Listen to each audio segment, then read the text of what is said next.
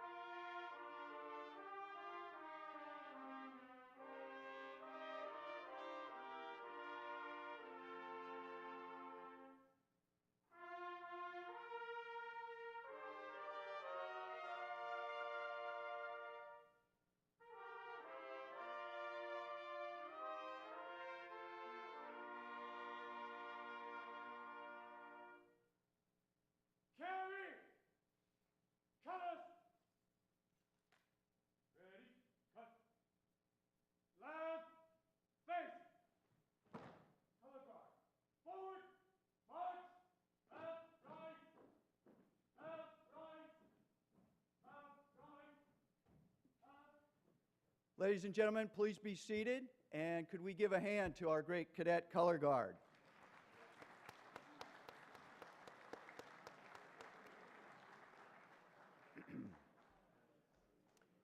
A generation ago, the United States, and many of you, were deeply engaged in hot fighting in South Vietnam.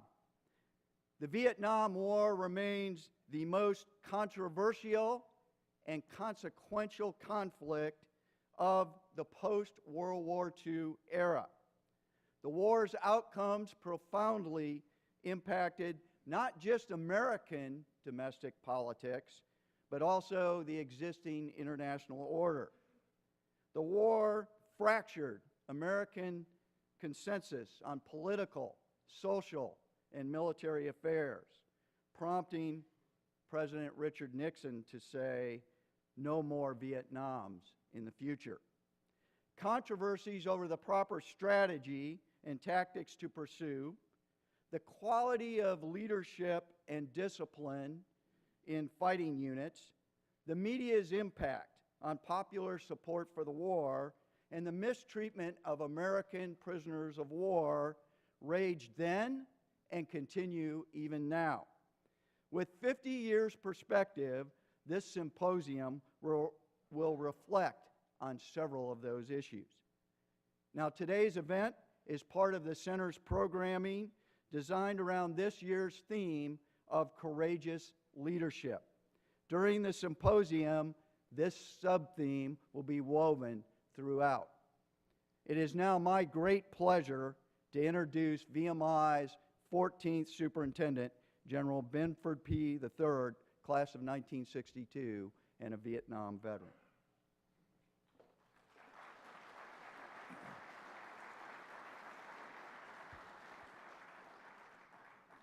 Well, good morning, members of the Corps of Cadets, members of the Academic Board, faculty and staff, guests, ladies and gentlemen.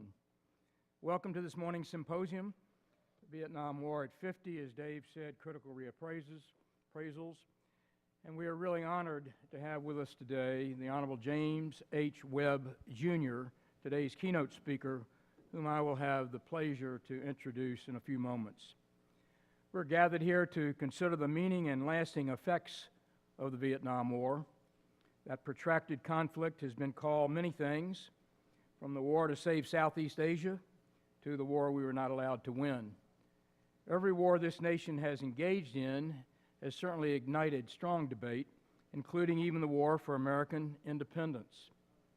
And putting the American Civil War aside, which quite literally tore the nation apart, no war in modern time, in my view, has quite divided our nation as has the war in Vietnam, politically, socially, on the college campuses, in nearly every community. And although other recent wars, conflicts, and catalytic events have from time to time pushed the memory of the Vietnam War into the background, it persists and continues to divide and trouble us a half-century later. The war for us itself began in the early to mid-1960s. This year, 2018, marks the 50th anniversary of one of the great turning points in the war, the Tet Offensive of 1968, which, like so many aspects of that conflict, looked to some as a last desperate act of the North Vietnamese and to others as the beginning of the end for the Allies.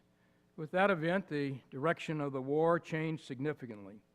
And although not specifically targeted to events in 1968, this symposium will examine many of the key concerns of that general period.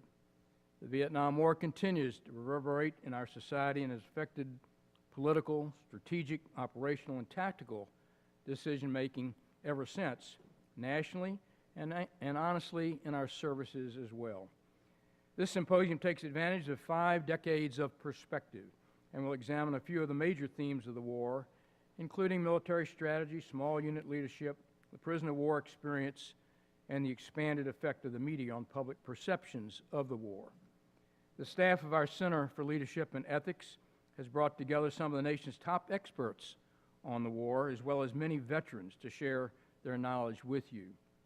Many of you have personal experiences of the war as veterans, as reporters, as scholars, or have deep memories of living through that particular era. And I hope that you will share your experiences and provide insight and lessons that may benefit the future, and that our selection of topics will encourage critical thinking and further conversation about the war and its effect long-term on our country. Before I introduce our keynote speaker, I would like to thank Martin and Jerry Kaminsky for their generous support of this symposium. Regretfully, Jerry could not be with us today, but his brother is, and I ask Marty if you'd please stand and receive our thanks for supporting this important symposium.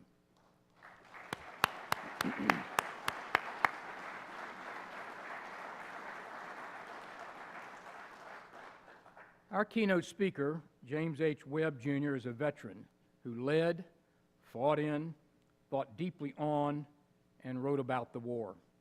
Subsequently, he dealt with the conflict's aftermath while serving in key government posts. The son of a military family, Senator Webb graduated from the United States Naval Academy, graduating in the historic year 1968. In his service in Vietnam as a Marine, he received the Navy Cross, the Silver Star, 2 Bronze Stars with Combat V, and 2 Purple Hearts, and is one of the most highly decorated Marines in that war. After retiring from the Marine Corps due to injuries received in Vietnam, he attended law school at Georgetown University, where he earned the Juris Doctor. He then worked on the staff of the House Committee on Veterans Affairs and taught at the Naval Academy. During the Reagan administration, he served as Assistant Secretary of Defense for Reserve Affairs from 1984 to 1987. And in 1987, he was appointed Secretary of the Navy, becoming the first Naval Academy graduate to serve as a civilian head of our Navy. In 2006, he was elected senator from Virginia and served on the Foreign Relations, Armed Services, Veterans Affairs, and Joint Economic Committees, the major committees of our Senate. He wrote, introduced, and guided to passage the post-9/11 bill, the most significant veterans legislation since World War II. He retired from the Senate in 2011. He has several times been mentioned as possible vice president and presidential candidate. Senator Webb is the author of 10 books, most notably Field of Fire and A Sense of Honor. He has twice been nominated for a Pulitzer. He has received more than 30 national awards for community service, including the Department of Defense Medal for Distinguished Public Service. I cannot say that I am welcoming him here to VMI this morning because I'm actually welcoming him back to VMI, this being his third visit. He spoke to the Corps of Cadets in Cameron Hall on our Founders Day in 1986 and to the Marshall Awards Seminar in 2008 in JM Hall. Please give a warm welcome back, Senator and Mr. Secretary, Mr. Webb. Thank you very much.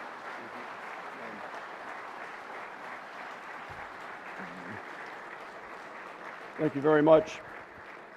Thank you very much, General P., for your own service to our country and to this institution, and also for inviting me to participate in this day. Talking about the Vietnam War is kind of like getting someone's reaction to a Rorschach test. And everyone has their own feelings about it. You throw something up and people are going to have their own reactions. You have a lot of people who have spent great portions of their lives working on this issue, many here having actually served in Vietnam, and some of the members of the panel having been in Vietnam as journalists or having dedicated to careers to studying the history of it. I was thinking that the best thing that I could do in this short period of time that we have, 30 minutes is a little bit long for a speech, but trying to put 10 years into 30 minutes is a challenge, would be to lay out my own thoughts on three different areas.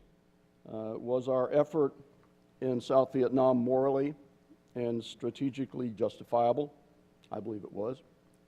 Was the United States military effective on this battlefield? And I believe it was. And finally, did the outcome of the war validate our reasons for having fought it? And I believe very much that it did. I did not go to Vietnam. I'm sure, may I ask you how many people in this room served in Vietnam during the war? I think many would probably agree with this. I did not go to Vietnam with a lot of political intentions or even political experience other than to watching our national figures, but I knew what I wanted to do, and that was I wanted to serve my country. I wanted to lead the people I was supposed to lead. I wanted to do the job I was supposed to do, and our leaders were going to take care of the rest of it, and someday I would come back and tell you what I thought of overall of the Vietnam War. And we've had the time to reflect on this. We've had the ability over the years to watch the cycle of the war and its aftermath, and I think I can say very comfortably that the outcome of this war certainly justified the reasons that we went into this. I don't want to, I'm going to try to leave about 15 minutes for questions. I really, like Ronald Reagan, I don't like to answer what-if questions. I think we could ask what-if questions of if we had done this or we'd done that, would things have come out differently. I would like to report to you my observations on facts that did occur, how they affected the outcome of the war, the policy in the war, the outcome of the war, and then see what other people think. I asked for a map. Okay. Now, for those of you cadets who are looking at this issue for the first time or maybe for the second time, that's a time period in many of our lives when we started looking at Vietnam. I think the best place for us to start And for the people who were in Vietnam, they will remember this. For those of you who are starting to look at the war, maybe you haven't been taught, or maybe this hasn't been brought to your attention in a strong enough way, that really Vietnam, if you look at this map of Southeast Asia, and I hope my mic works, I want to come over here so I can do some pointing on here. If you take a look at this region, the Southeast Asia region, it is the most dynamic region in the world. At the end of World War II, because of a number of factors, there were economic and political vacuums throughout this region. Japan had occupied portions of China after the Pearl Harbor time period. It had actually occupied a big piece of this whole area here. At the end of World War II, the Japanese military receded all the way back into Japan, leaving one set of vacuums. The European colonial powers who had owned different pieces or occupied different pieces of this region, many of them had returned or dramatically reduced their presence in the region, leaving political vacuums. We had, obviously, the British, India, Burma, all the way over into Sri Lanka, Australia, for a different set of circumstances in Australia. You had the Dutch in Indonesia. Malaysia was British. Vietnam, Indochina, obviously, French. China was seeing the end of a long struggle, complicated by Japanese presence in China over the 30s and into the 40s, between nationalist and communist entities. All of this region was in flux. In Vietnam, as many of us have studied, the French initially came back into Vietnam. They left until a communist moved in 1945. They decided that this needed to be in some way responded to, and that was how we began, not us, but that's how this war, this present Vietnam War, began. There was something of a domino theory in effect. It became mocked during the war, but the stability of this entire region was in play. And I would like to throw out a quote by Kuan Yew, who was, I think, one of the most brilliant individuals in the late 20th and early 21st century.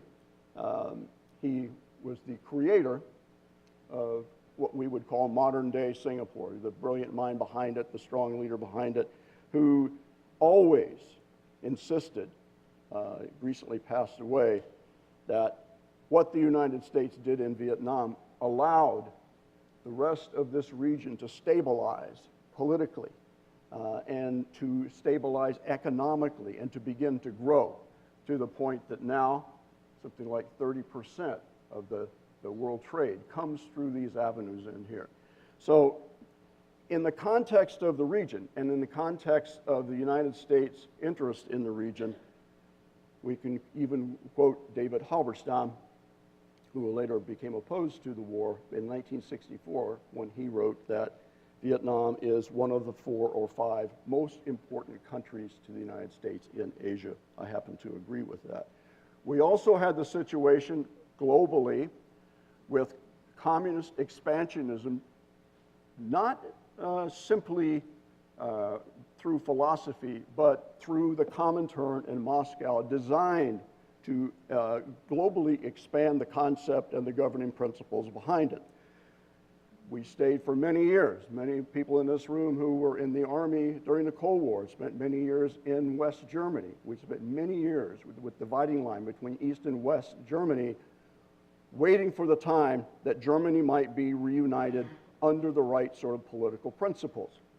We had the same experience in Korea, which had been occupied by the Japanese until the end of World War II, and which saw a communist invasion in 1950 and our reactions to attempt to expel that invasion, which resulted in a divided Korea, North Korea, South Korea. So the notion of a divided Vietnam between communist and non-communist forces was not illogical to the events that were going on in this region and in Indochina during the time that the French returned and up until the time that we assisted in the division of the country in 1954. Now, there are a lot of people who say, it was popular during the war, that Ho Chi Minh was simply a nationalist who wanted to ride on the back of a communist philosophy in order to unite the country. I think the truth of this is shown by the fact that Ho Chi Minh spent years in the Comintern in Moscow studying the philosophies of international communist expansion. It's kind of ironic. I was reading a book by Stephen Kotkin called Stalin. He's writing a three-book series, a brilliant book. And in the period in the 1920s, it was sort of just ironic reading through the pages, and there was a note in there where Stalin was making a presentation to the Comintern in 1924 and was interrupted by a member of the Comintern representing French Indochina saying that the way to worldwide global revolution was through the colonial effort. When the Viet Minh came out of the mountains in the 1940s, and the communist government announced that it was going to be the government of Vietnam, there were many Vietnamese who were nationalists, anti-French nationalists, but also anti-communists who were eliminated, particularly in the north when this first began. So the Viet Minh also were helped after the end of the Korean War armistice in 1953, particularly if you read Bernard Fall, held in a very small place, about the siege of Dien Bien Phu, when the French forces in Dien Bien Phu, up here, were assisted by transfer of armaments out of Korea, artillery armaments, heavy mortars, these sorts of things that dramatically assisted in the surprise of the fall at the siege of Dien Bien Phu. So, long story short, after that, the country was divided. 1954, more than 1 million people in the north were able to go to the south, the people who did not want to live under communism. A relatively small group of people went from the south to the north, and many of them were communist cadre, who were getting trained to reinvade in the south, and they did, beginning in 1958. And again, historically, it's kind of ironic that when people talk about the division of Vietnam in 1954, that in 1630, the South Vietnamese erected a wall only 6 miles away from where the DMZ was, and that wall lasted for about 150 years with periodic truces and these sorts of things. But the location and the concept was not new to what was going on after 1954. After the failed election process in 1956, the communist cadres started moving back across the DMZ, particularly very heavy in the central sections of the country, the northern sections of South Vietnam. This caused difficulties for United States policy. That John Kennedy particularly was very vocal about Vietnam being the strongest the number one foreign policy issue for the United States in Asia at that time. And in fact, in late 1961, it was John Kennedy who started increasing the number of troops in Vietnam. And when he did that, he pointed out in his speech that the communist cadres were assassinating 4,000 government officials a year, 11 government officials a day, during that period. This is a concept of targeted assassination, terrorism that I don't think our country fully grasped at that time. 11 government officials a day was about like an Oklahoma City bombing a day. When the Gulf of Tonkin incident occurred in 1964, and actually was in my plebe summer at the Naval Academy, I remember coming back from boxing class and having to pick up the Washington Post and learn the 3 headlines of the day, and there was a picture of the Gulf of Tonkin.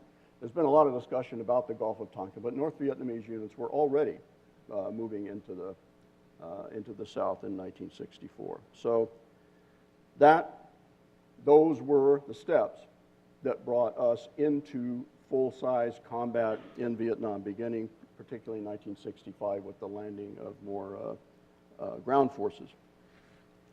Were we effective on the battlefield?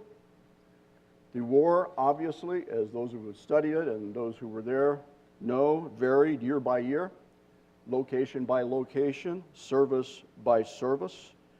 I would like to make a comment right now about all of the soldiers from all the sides who fought in this war.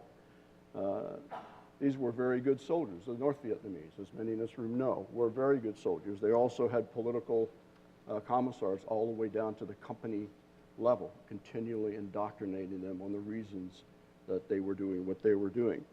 I will say to you, my view, having grown up in the military, that the United States military leadership that took us into Vietnam was the finest leadership in depth in the history of our country. These were individuals, so many of them, who had fought extensively in World War II, in Korea. They knew how to handle tactical situations. They knew how to lead. I served under 3 regimental commanders as a Marine Rifle Platoon and Company commander. I served under 4 battalion commanders. All 3 of my regimental commanders had served in combat in World War II in Korea. 3 of the 4 battalion commanders I had served in combat in Korea. These were great troop leaders. On the communist and ARVN side, one of the things that I've liked to point out over the years is that Ho Chi Minh used to say, "Độc lập, tự do," independence and freedom. The communists were fighting for independence and freedom. I like to say, having spent a lot of time working with the Vietnamese community here and learning so much more about the complexities of why this war was fought, and having spent parts of 27 out of the last 28 years inside Vietnam, that we can certainly respect the North Vietnamese and the communists for their concept of Độc lập, national independence, but we also, and they also, need to respect those who fought on the other side against communism for tự do, which is freedom. And I think that both of those issues continue to resonate today when we discuss not only the war, but the aftermath of the war. A lot of people talk about the body count. Remember, in Vietnam, and coming back from Vietnam, it was all about falsifications on the body count. You know, this body count is too high, and of course this is how our war was being measured here in the media and in the Pentagon in some cases, how many of the enemy were killed. And it was sort of interesting in 1995, when we normalized relations with Vietnam, Hanoi admitted that it had lost 1.4 million soldiers to the war, 1.4 million. The United States lost 58,000. The ARVN lost 245,000. There were some elusive, wily guerrillas out there, but there were also a lot of enemy soldiers who did not make it home.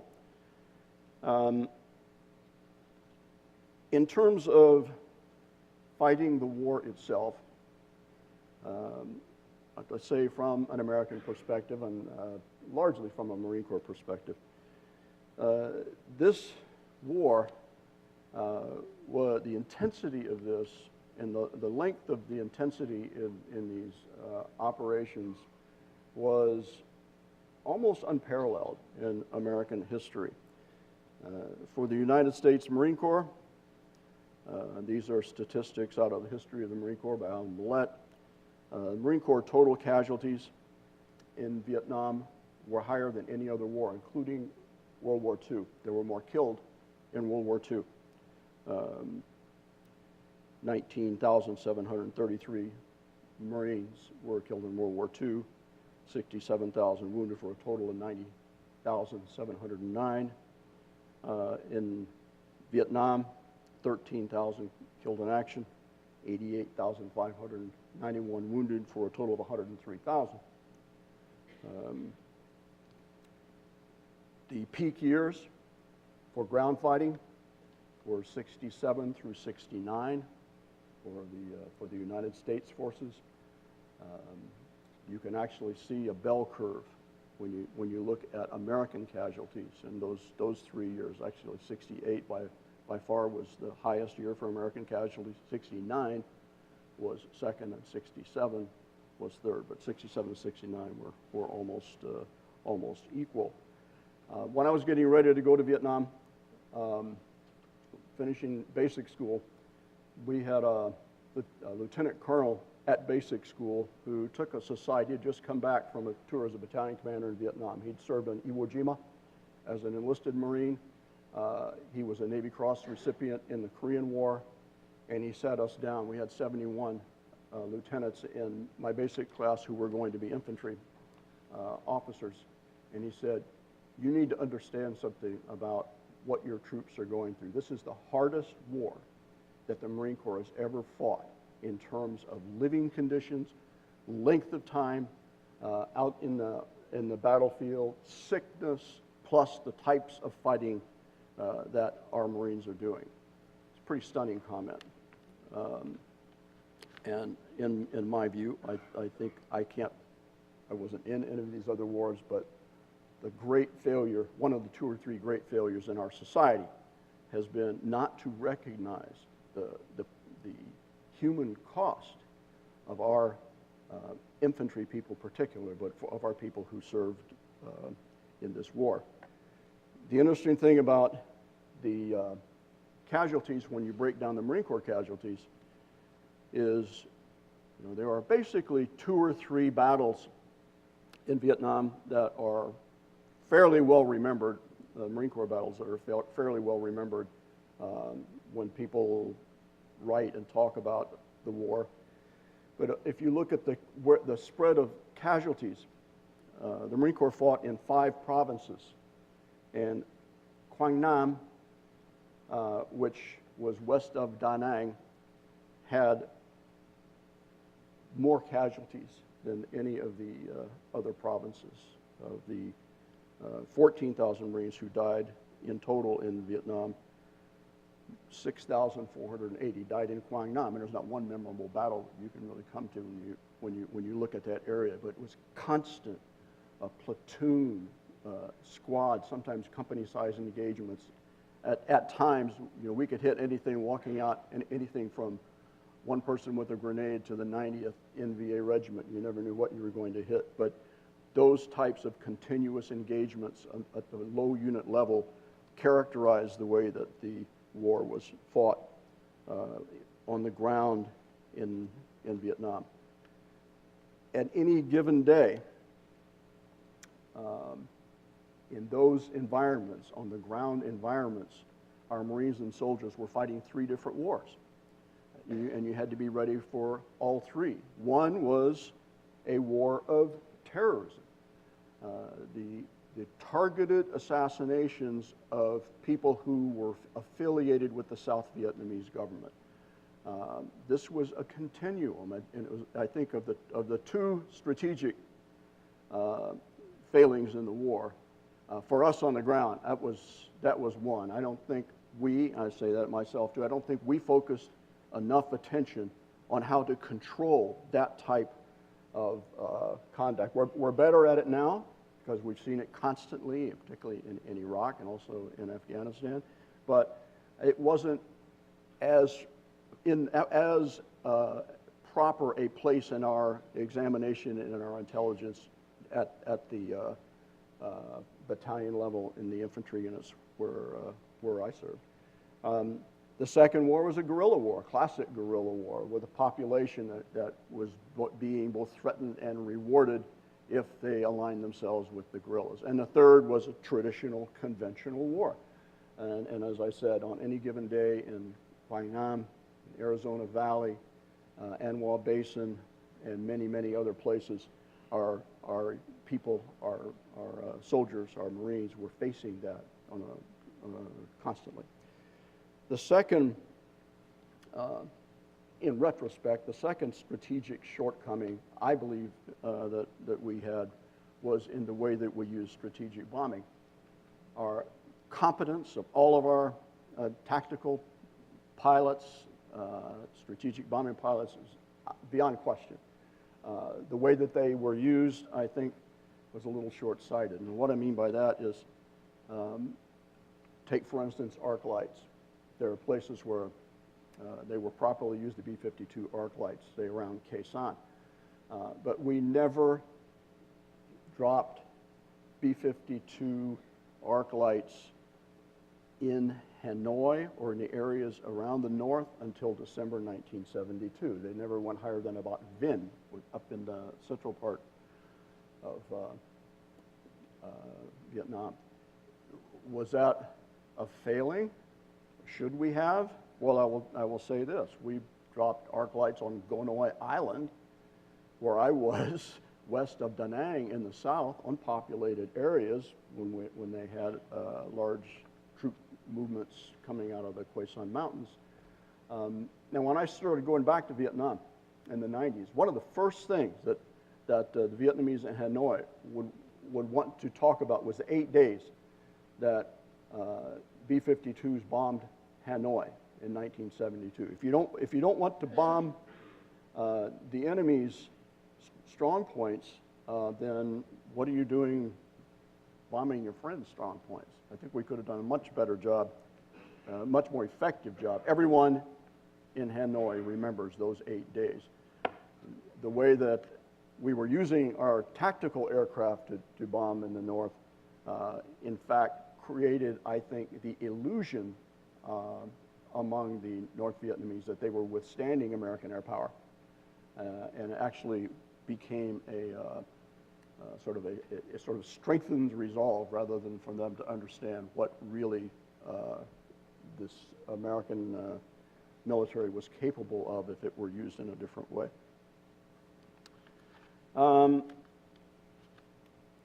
Another interesting piece is how the communists were so smart in using election years to shape their own military operations. 1964, coming into the election season, they started moving into the south. We had the Gulf of Tonkin. Boom. 1968, the Tet Offensive knocked Lyndon Johnson out of power. 1972 was the Easter Offensive. We were largely gone, but it was a huge offensive against our South Vietnamese allies. And finally, when President Nixon was forced to resign in 1974, we saw what I believe was the most shameful vote in the United States Congress when the Watergate Congress, the Congress that was elected after Nixon's resignation, and it's one of its very first votes, voted to cut off $800 million in supplemental funding to the South Vietnamese military. This was, there was no reason to do that, none. There's beans, bullets, Band-Aids, the medical assistance, artillery out to where these units were positioned, cut off funding for them. They had to readjust their military, and that was when the North Vietnamese 55-day invasion hit, and South Vietnam fell. And that's, frankly, if I may say it, that's normally where most discussions, TV discussions and books tend to end when they talk about the Vietnam War, April 30th, 1975. Let's talk about the outcome of that war. Let's talk about what happened after 1975, because for me, I believe it validates the reasons that we went into Vietnam. And it also gives us, I think, a little bit of resolve to make sure that our interests in Vietnam, our long-term strategic interests in the Valley of Vietnam, are not thrown by the wayside. 1975, April of, the communists take over. Hundreds of thousands of South Vietnamese jump into boats, into the sea. There's never been, for all the war, there's never been this kind of a diaspora of the Vietnamese people in 2,000 years. This continued for years, and yet all the way up 1978, 79, they were jumping into the ocean with a 50% chance of dying, trying to move away from a Stalinist system that had taken place at that time. Among them was my wife, who's here today, Hong, whose entire family, extended family, got on a boat. Her father was a fisherman, spent 3 days at sea, did not know if they were going to live or die, were scooped up by the United States Navy, brought to a refugee camp on Guam, and then to another one in Arkansas. She was able to grow up grow up the rest of her growing up in New Orleans, ended up graduating from Cornell Law School. That's the story of the Vietnamese, what they could do under the right political system inside Vietnam, and it's a great reminder of what we were trying to do. Inside Vietnam, after 1975, 1 million of the young leadership of South Vietnam were put into re-education camps. You know, I can talk to people all across political, geographical lines and educational lines in this country, and very few of them even know that the communists put people into re-education camps. Hundreds of thousands of them stayed longer than 4 years. I have a friend who stayed 13 and a half years in re-education. 5 of those years, he was in a Conex box. His children were not allowed to go to school beyond a certain point, and so many of these were the cream of the leadership and the anti-communist side. There was a large Soviet presence that moved into Vietnam after 1975. Much of it naval, but also aviation assets. When I was Secretary of the Navy in the late 1980s, on any given day, there were about 25 Soviet combatant ships in Cam Ranh Bay.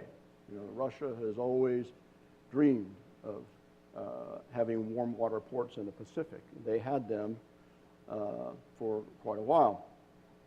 What stopped all this? What turned it around? The Soviet Union started falling apart. The Soviets were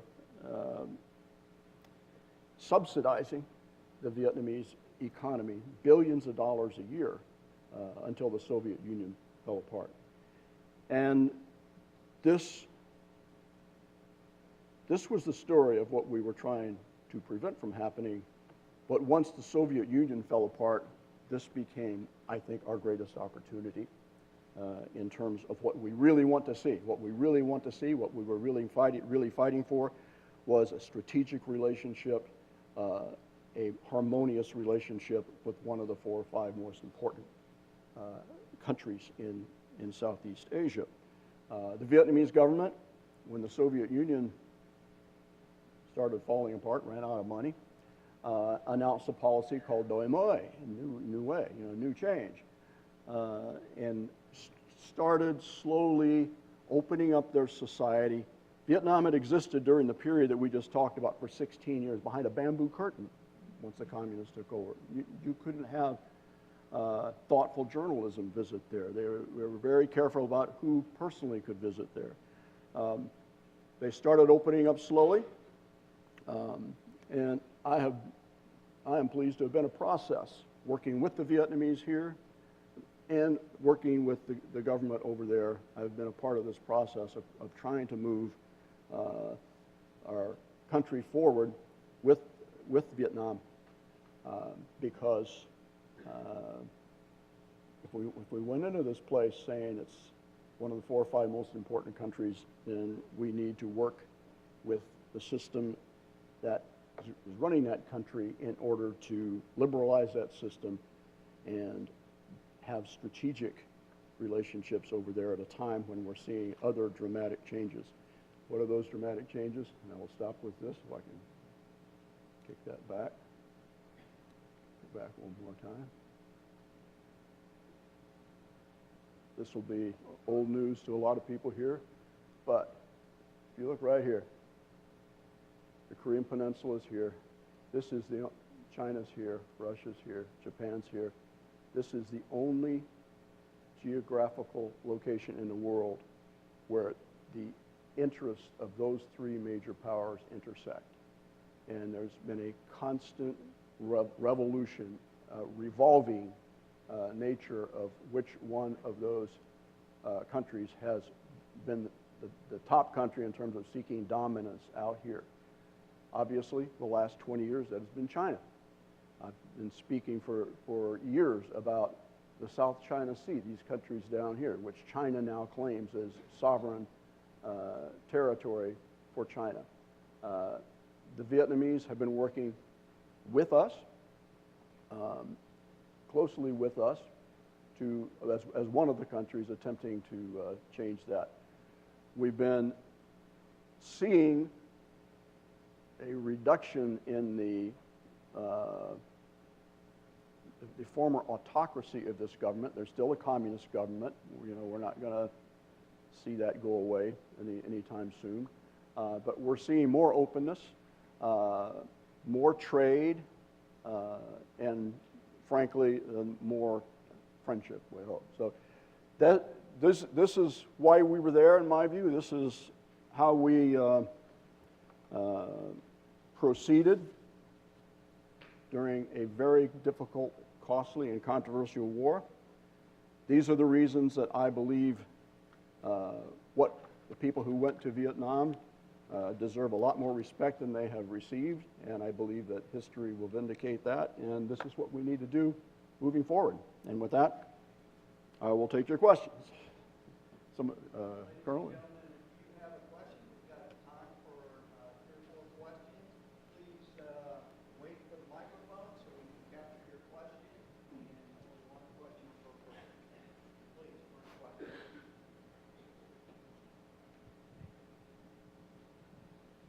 Thank you very much, Senator and Mr. Secretary.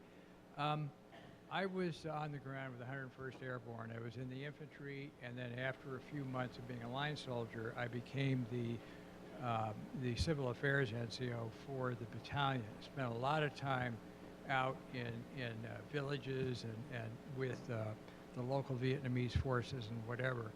And it says it's on.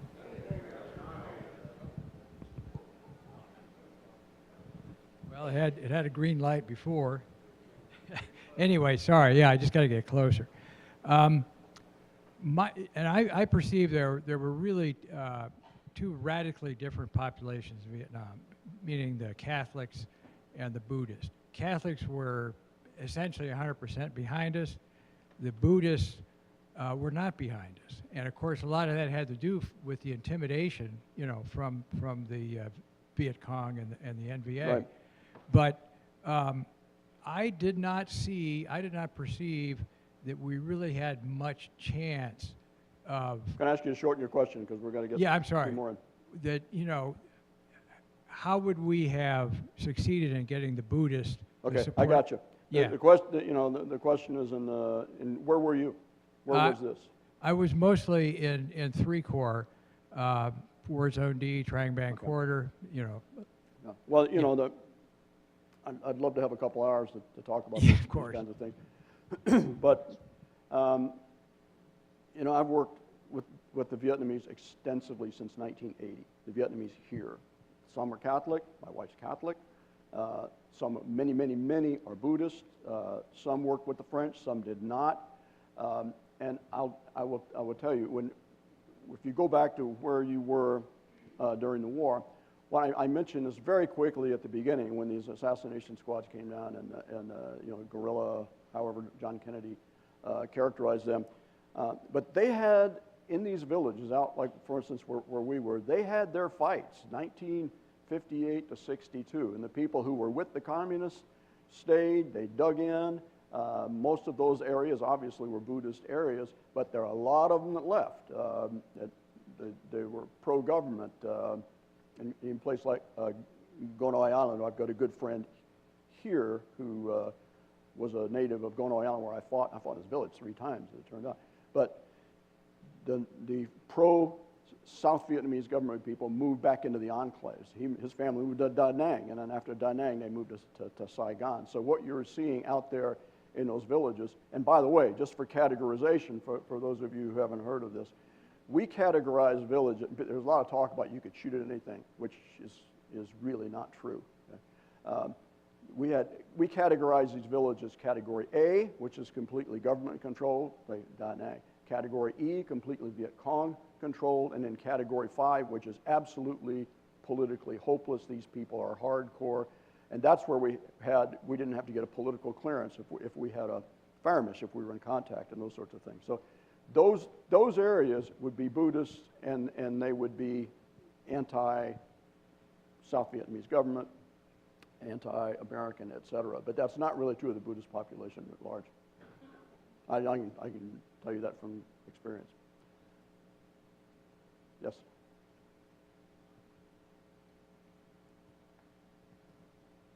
Senator Webb, what was your opinion of the Ken Burns series on Vietnam? I didn't watch it.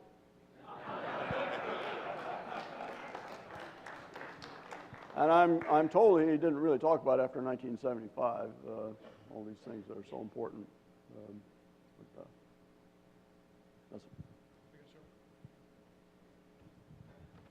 I'd like to ask you a speculative what-if question to get your opinion.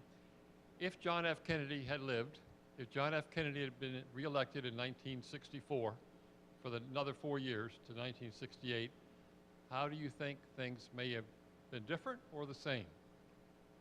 I don't think we'll ever know that. No, I really don't. I say that in all due respect to your question. You know, he made a pretty strong statement in 1961, and you know, in terms of what the threat was. And this is the playing table. You know, this whole region was a playing table. I have no idea how that would have turned out.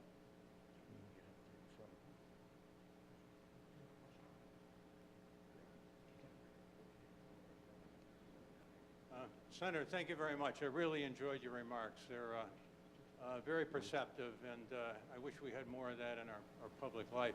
I wish we had more time, too. Actually. Here's my question. Wasn't the most critical aspect of the war for the hearts and minds of the South Vietnamese people? And wasn't that an aspect of the war that we could not fight or win? It had to be won, if at all, by the South Vietnamese government. And regrettably, South Vietnam never was able to establish a stable government that garnered the enthusiastic support of a sufficient critical mass of the South Vietnamese. And therefore, no matter what we did, and I agree with you, for most of the war, I think we tried to do the best we could do, and I think the people here will agree with that. But the critical war was the war that we couldn't win. Well, I know what you're saying, so, and we're short on time. Let me just say, I read that all the time, but my view, and I've traveled all through Vietnam. In one trip in 1992, literally, we drove from Hanoi up to Hai Phong, all the way to the Cambodian border. I speak Vietnamese. I spoke a lot better Vietnamese in the 90s than I do now, but my Vietnamese is good enough to just go out and talk to people without, you know, the government escort, who happens in many cases to be an interior ministry figure, you know, monitoring everything that they say. My view is that there are like 4 different constituencies in Vietnam during the war, and in some cases since the war. In the north, they sent a lot of soldiers, and they lost a lot of soldiers, and they really did not feel the day-to-day brunt of the war. In the south, and they were with that side. In the south, meaning the area around, Saigon and out, they're 90% with us. When I got back to Vietnam in 1991, I came in with Senator Bob Kerrey. He asked me to come with him as a friend. I was not in government at the time because I'd worked with the Vietnamese. And I stayed when he left, and I just got two Siglo guys, both of them are former ARVN, just to drive me around. And it was like the victory parade we never had. These people were coming out of the woodwork, they hadn't seen Americans for 15 years, and they were coming out crying. Some of you grabbed me on the street. We always knew you'd come back.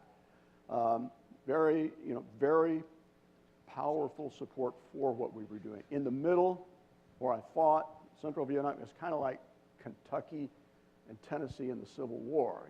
They were divided, and they're hard people on both sides, and they really took it out on each other during the war and once the communists won on the people who were on the other side. There were just directly to your, we can't go back and replay this, but you know who David Hackworth was? David Hackworth was very, in some ways, people liked him or didn't like him, but he left Vietnam. He left Vietnam, I think, in '71 under a cloud. He was a very terrific soldier, but had his own way of doing some other things. But he was saying in 1971, the communists are going to win, but if you'd have paid attention to the new generation of leadership, which basically is our age, who have been raised militarily under, listening to the mentorship of how the American military worked and what the American military system was. If they had another 5, 6 years, then the South Vietnamese army would have solidified. And I know after Vietnamization, when Nixon announced Vietnamization, I was a company commander. And we worked. They hadn't sent the ARVNs out to places like the Arizona Valley, and I worked with 2 different ARVN units out there. The first one was a ranger unit, and it kind of got kicked around. The second one was the 51st ARVN Regiment, and they were together. They were a really, really fine unit. So it's I think I'm getting into the what ifs. But I think, let's just say there were considerable people who believed that the communist system was not what they wanted. There's really nothing more I can say with the time that we have about that. Yes, sir. What's your opinion on Mr. McNamara's politics? Oh, well. My dad was a B-17, B-29 guy and didn't have a college degree. He got a college degree my senior year in high school, but very, very fine officer, missile officer. Got deep selected for colonel after he finally got his degree. They brought him to the Pentagon. I think it was 1965. They brought him to the Pentagon. He worked in congressional affairs, and he had opinions about what was happening with the civilian leadership in there at that time, which probably wouldn't surprise you. I think I should just leave it at that. Yes. Let's give Senator Webb a hand. Thank you. Thank you.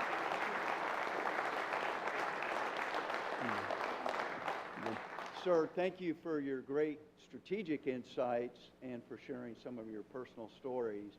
You've now set a great context for the rest of the conference, and we appreciate you taking the time to come share with us today. So on behalf of the superintendent, the staff and faculty, and the Corps of Cadets, please accept this small token of our appreciation. Well, thank you. And I know you'll have a great conference today. You got some really good people talking to you. Thank you.